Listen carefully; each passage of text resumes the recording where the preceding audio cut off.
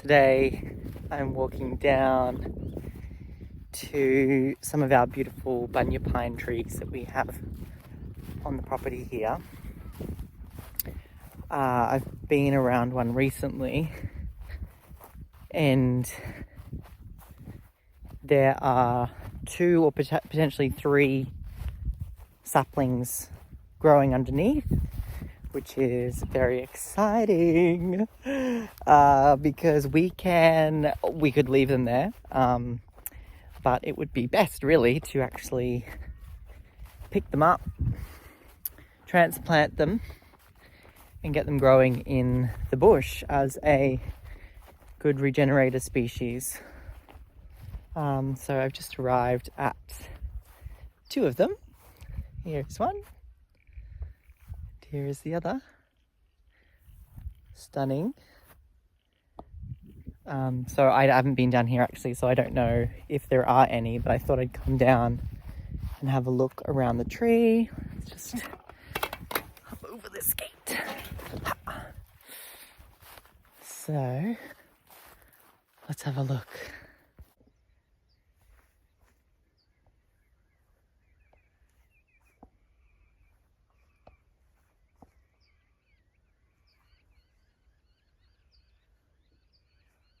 What a beauty. So this is our friend, the Bunya. A very special and sacred tree to this place, the so-called Australia, to the many Indigenous peoples of this country, and even more specifically to this country, Wakka Wakka Country, which I'm on.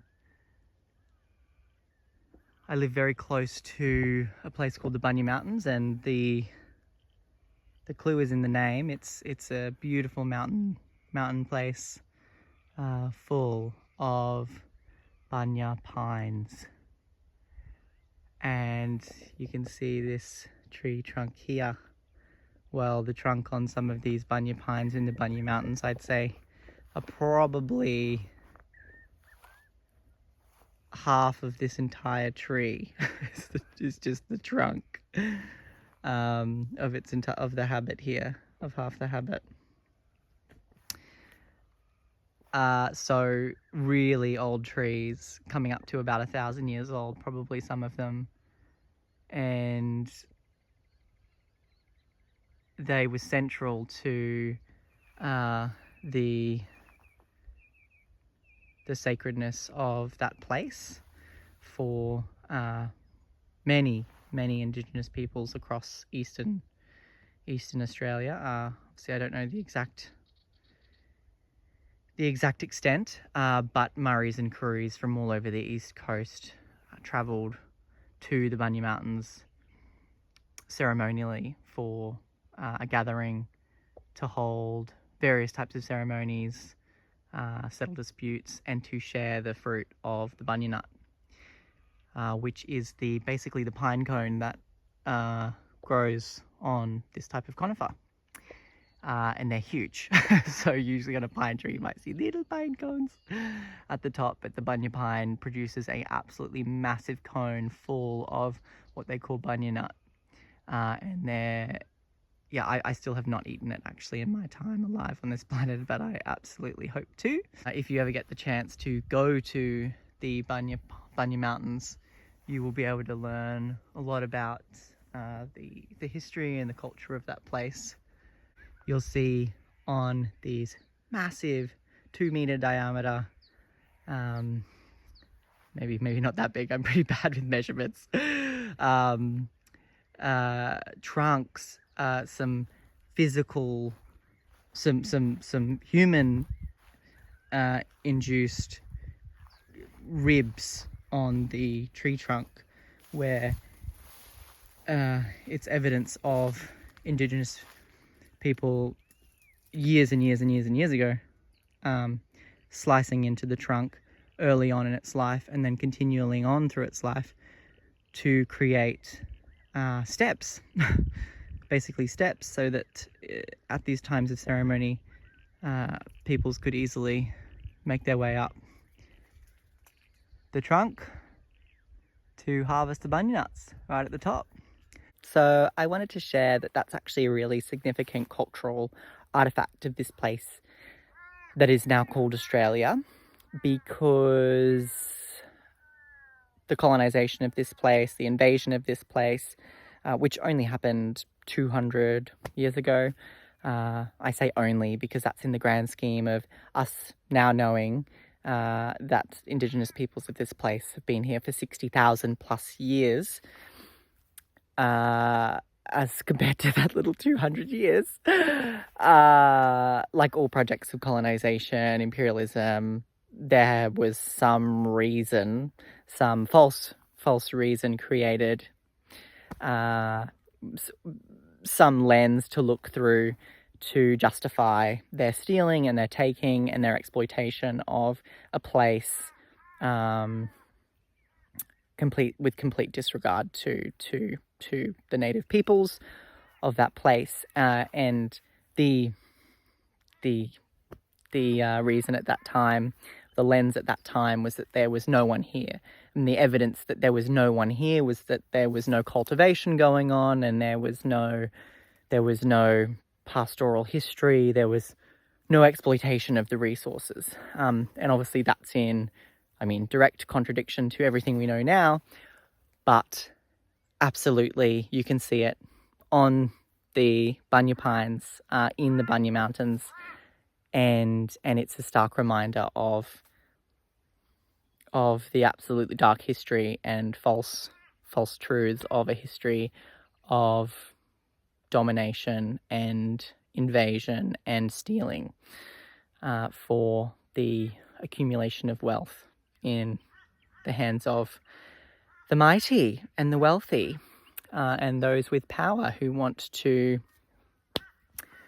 basically just want to take everything for themselves when no one else has any want to do that.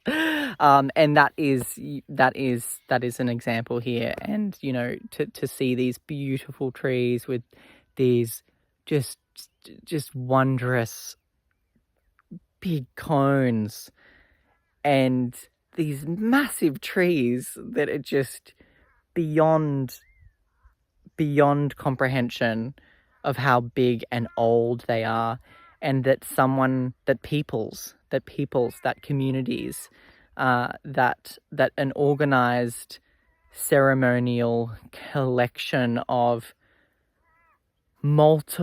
hundreds, if you didn't know, there's more than 400 different countries, nations using white words, of different Indigenous clans on the one continent that we now call Australia. And there were disputes, there were borders, there were, all the things that we understand now to have existed. And there was an organization of collection of hundreds of different clans of different nations coming together to share in the fruit of these beautiful trees in a sustainable, harmonious way, where they cultivated the fruit together, managed it together, and managed it in a way where they actually created a symbiotic relationship with these trees. I'm speaking from such a scientific lens here, and it's just one lens, but I'm trying to express how beautiful that is, and how much of a stark contrast that is to the colonial history that we know of in our time of the past 200 years, which led to significant deforestation of these trees, and significant deforestation of all of these lands that I'm on right now, that has led to the degradation of some of these endemic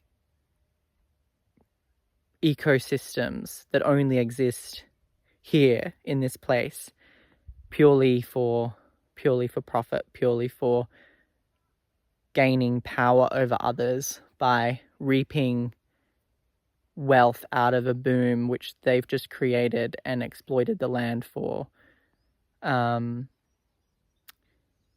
Insofar as now, you know, I'm now going around to these bunya pines to find little saplings to take elsewhere to replant, to regenerate, to bring back a natural state. It's a wonder, and it's a privilege to even be here next to such a beautiful tree that you wouldn't want to touch. Trust me. So spiky, so spiky. But you do. You can just go like this very lightly. Bunya pine's really spiky. Like unlike any other conifers, which were most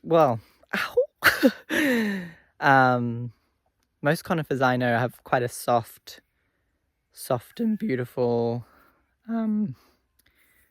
just a soft foliage, whereas this is thorny. One to be beheld and not touched.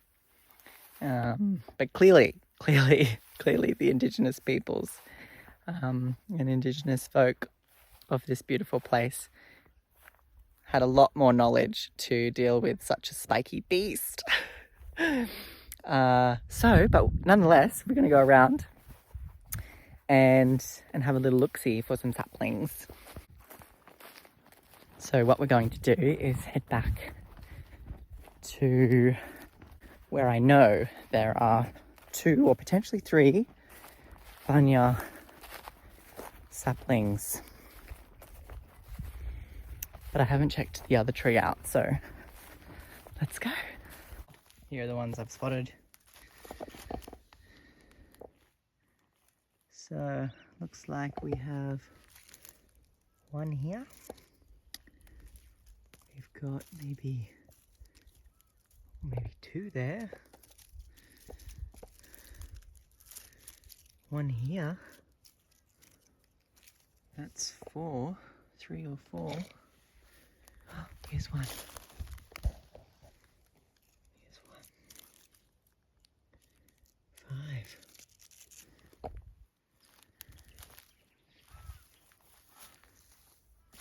So they seem to grow. This is a very old bit of dead branch, and it is just growing out here like vigorously. That's interesting. I wonder if they propagate like that. Look at this one. Maybe that's how those ones grew. Because I was wondering how these grew, because here's one. Here's one. And they must have grown out of just this old detritus. Just slightly under the ground. Because, yeah, I would think it would be very rare for maybe some really old bunya nuts which have grown. Perhaps. Sorry for my terrible filming. I'm getting used to it. Wow.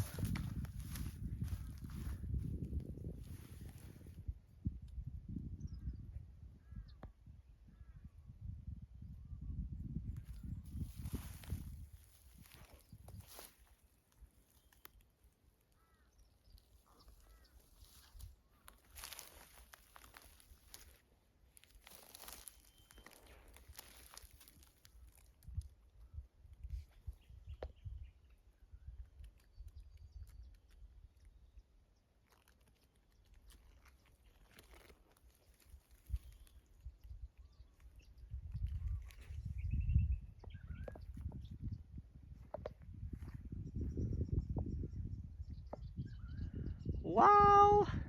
Alright, let's harvest.